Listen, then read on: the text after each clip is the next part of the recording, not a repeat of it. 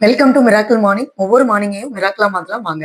இன்னைக்கு நம்ம என்ன பார்க்க போறோம் அப்படின்னா, பெண்களுடைய முன்னேற்றத்திற்கு ஆண்கள் வந்து எப்படி ஹெல்ப் பண்ணணும் அப்படிங்கிறத நம்ம பார்க்க போறோம். ஒரு குட்டி கதை மூலயமா அதை பார்க்கலாம். நீங்க என்ன பண்ணணும், ஆண்கள் எல்லாமே பெண்களை வந்து நீங்க தூக்கி நிறுத்துறேன் அப்படின்னு சொல்லி ரொம்ப கஷ்டப்பட்டு எந்த செயலுமே செய்ய வேணாம். ஒரு 4 வார்த்தை எனர்ஜெட்டிக்கா அவங்கள வந்து உன்னால முடியும் அப்படின்னு சொல்லி நீங்க வந்து ஒரு தெம்பும் தைரியமும் கொடுக்குற மாதிரி பேசுனீங்கனாலே போதும்.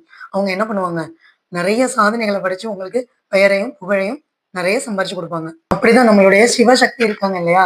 அந்த சக்திக்கே ஒரு சோதனை வரும்போது, சிவபெருமான் வந்து எப்படி வந்து சக்திய காப்பாத்தினாரு?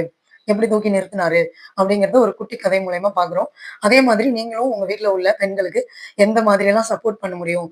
அப்படின்னு மனைவியா இருந்தாலும் சரி, சகோதரியா இருந்தாலும், தாயா இருந்தாலும், அந்த பெண்களுடைய முன்னேற்றத்திற்கு உங்களால நீங்க எந்த எந்த அளவுல உங்களுக்கு உதவி பண்ண முடியுமோ, அந்த அளவுக்கு உதவி பண்ணீங்கன்னா போதும். அவங்க என்ன பண்ணுவாங்க? வேற லெவலுக்கு முன்னேறி, அவங்க லைஃபே வேற லெவலுக்கு மாத்தி முன்னேறி செல்ல முடியும். அந்த சின்ன கதை என்னங்கிறத இப்ப பார்க்கலாம். சக்திக்கும் மகிஷாசூரனுக்கும் என்ன நடக்குது? போர் நடக்குது. 10வது நாளு. இன்னைக்கு வந்து போரோட முடிவை நோக்கி எல்லாருமே காத்துக்கிட்டு இருக்காங்க. ஒண்ணு சக்தி வந்து மகிஷாசுரனை வதம் பண்ணணும். இல்லைன்னா மகிஷாசுரன் வந்து சக்திய வதம் பண்ணணும். இதுதான் கிளைமாக்ஸ்ல இது 2ல ஒண்ணு நடக்க போகுதுன்னு எல்லாருக்கும் தெரியும். ஆனா என்ன நடக்குதுன்னு எல்லாருமே உன்னிப்பா கவனிச்சுக்கிட்டு இருக்காங்க. அப்ப மகிஷாசுரன் என்ன பண்றான்? காளிகிட்ட போய் வரம் கேட்கிறான். நான் வந்து என்ன பண்ணணும்? சக்திய தோக்கடிக்கணும். எனக்கு நீ வரம் கொடு அப்படின்னு சொல்லி. காளி என்ன பண்றாங்க? ஐயோ! உலகத்தையே ஆள்ற சக்தி அவ. சக்திய தோற்கடிக்கிறதுக்கு நான் எப்படி வரம் குடுக்க முடியும்? அதெல்லாம் குடுக்க முடியாது அப்படின்னு சொல்லிடுறாங்க. உடனே மகிஷாசுரன் என்ன பண்றான்? காளியோட தலை சிறந்த பக்தன் மகிஷாசுரன். உடனே என்ன பண்றான்? கைகள வெட்டி போடுறான். 2 கையும் வெட்டி காளிக்கு அர்ப்பணிக்கிறான். உடனே காளி என்ன பண்றாங்க? பதறிட்டு ஓடி வராங்க. ஆஹா! என்ன நீ இந்த மாதிரி பண்றியே! நீ என்னுடைய சிறந்த பக்தன் தான். ஆனா சக்திய வந்து ஜெயிக்கிறதுக்கு என்னால எப்படி நான் நான் எப்படி உதவி பண்ண முடியும்? இது நடக்கவே முடியாத ஒரு விஷயம். இதுக்காக நான் எப்படி உதவி பண்ண முடியும்? அப்படின்னு கேட்குறாங்க. அதெல்லாம் எனக்கு முடியாது. நீ வந்து ஏதாவது ஒரு உபாயம் எனக்கு சொல்லி தான் ஆகணும். இல்லன்னா நான் விட மாட்டேன். அடுத்தது கால்கள வெட்டுவேன். அடுத்தது தலைய வெட்டிக்குவேன் அப்படின்னு சொல்லி மகிஷாசுரன் சொல்றான். அதனால என்ன பண்றாங்க காளி, சரி விடு நான் உனக்கு ஒரு உபாயம் சொல்றேன்னா, சக்தி தேவி வரும்போது என்ன பண்ணு? நீ வந்து அவங்கள திட்டு. கன்னா பின்னான்னு கெட்ட வார்த்தையில திட்டு. அப்போ வந்து என்ன பண்ணுவாங்க, நீ வந்து சக்திய ஈஸியா ஜெயிச்சிடலாம் அப்படின்னு சொல்றாங்க. 10வது நாள் போர் ஸ்டார்ட் ஆயிடுச்சு. சக்தி தேவி வந்துட்டு இருக்காங்க போருக்கு. மகிஷாசுரன் அப்ப என்ன பண்றான்? கெட்ட வார்த்தையில திட்டுறான். ஆ நீ எல்லாம் ஒரு பெண்ணா நீ? அதாவது பெண்களையே இழிவுபடுத்துற மாதிரி திட்டுறது. பெண்ணினத்தையே இழிவுபடுத்தி திட்டுறது. ஒரு பெண்ணால என்ன முடியும்? நீ இந்த உலகத்த ஆள்றியா? அப்படின்னு இன்னும் சில கெட்ட வார்த்தைகள்லாம் பயன்படுத்தி திட்டுறது. திட்டும்போது என்ன பண்றாங்க சக்தி? சக்தி வந்து அவங்களுடைய சக்தி கொஞ்சம் கொஞ்சமா குறைஞ்சு என்ன ஆயிடுறாங்க? பெரிய உருவமா இருந்த சக்தி சின்ன உருவமா மாறிடுறாங்க. அப்ப என்ன பண்றதுன்னே தெரியல. அவங்க வந்து மகிஷாசுரன் திட்ட என்ன ஆயிடுறாங்க அவங்க? கூனி குறுகி சின்ன உருவமா ஆயிடுறாங்க. உடனே மகிஷாசுரன் இதாண்டா நமக்கு சான்ஸு. நீ இறங்கி அடி அப்படின்னு சொல்லி ஆயுதத்த எடுக்க போறான். உடனே என்ன பண்றாரு? சிவபெருமான் அங்கேருந்து வராரு. சக்தி அப்படின்னு சொல்லி கத்துறாரு. உன் பேர்லயே இருக்கு சக்தி. நீ தாண்டி சக்தி. நீ இல்லன்னா என்ன? எனக்கே பவர் இல்ல. சிவனும் சக்தியும் ஒண்ணு. சக்தியும் சிவனும் ஒண்ணு. சக்தி இல்லையேல் சிவம் இல்லை. சிவம் இல்லையேல் சக்தி இல்லை. இந்த உலகத்தையே காக்குற தெய்வம் நீதான்.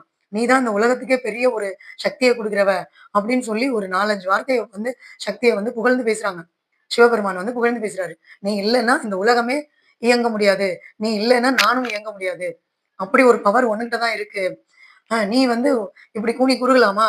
அப்படின்னு சொல்லி என்ன பண்றாரு? பூஸ்ட் பண்ணி விடுறாரு சக்திய. உடனே என்ன பண்றாங்க சக்தி? மறுபடியும் சிவபெருமான் பேச கொஞ்சம் கொஞ்சமா என்ன பண்றாங்க? பெரிய உருவம் எடுத்து என்ன பண்றாங்க? மகிஷாசுரன வதம் செஞ்சுடுறாங்க.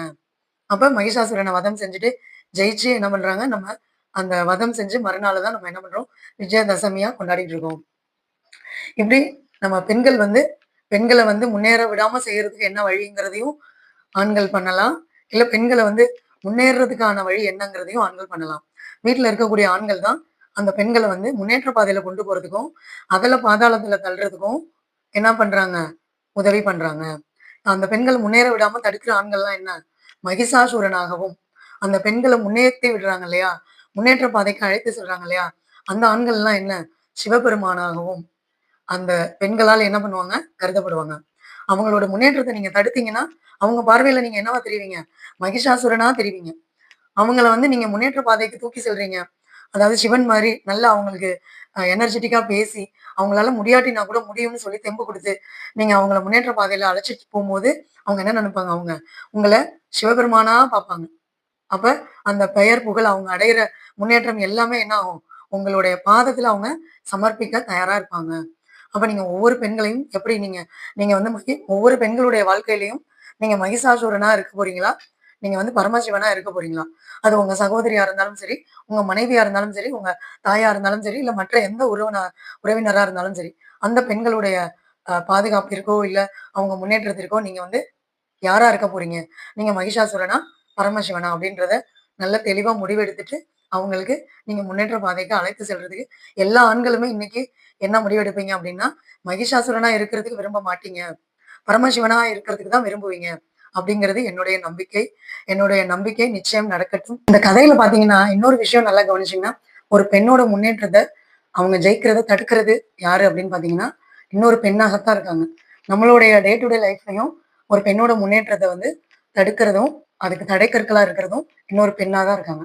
பிறந்த வீட்ல தடுக்கிறாங்க அப்படின்னா, ஒரு தாயா இருந்தாலும் சரி, சகோதரியா இருந்தாலும் சரி, ஒரு பெண்ணோட முன்னேற்றத்த தடுக்கிறாங்கன்னா, அந்த இடத்துல வந்து தந்தையாகிய பரமசிவனும், சகோதரனாகிய பரமசிவனும் என்ன பண்ணணும்? அந்த பெண்களோட முன்னேற்றத்துக்கு, பாதுகாப்புக்கு ஆதாரமா இருந்து, அவர்கள முன்னேற்ற பாதைக்கு கொண்டு செல்றதுக்கு உதவி பண்ணணும். புகுந்த வீட்ல மாமியாரா இருக்கலாம், நாத்தனாரா இருக்கலாம்.